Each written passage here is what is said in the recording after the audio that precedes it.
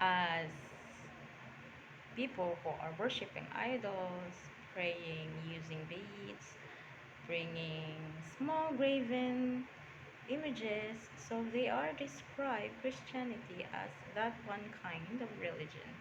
For example, when I was processing my documents before working abroad, when I told them that I am a Christian, they put in my documents that I am a Roman Catholic, which is I am not.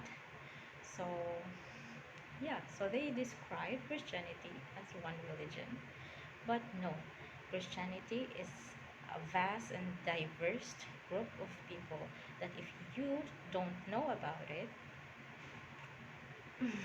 they will not understand.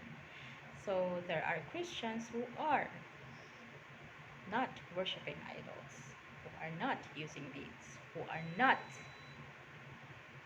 using or worshiping graven images.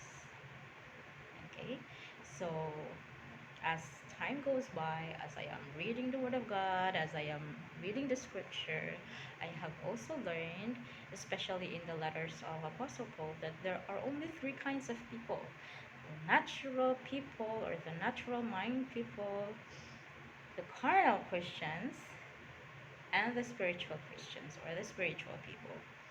So these natural people are described as people who are not or who don't have the Spirit of God because they will not understand the deep things of God according to the scripture. So those are the natural people.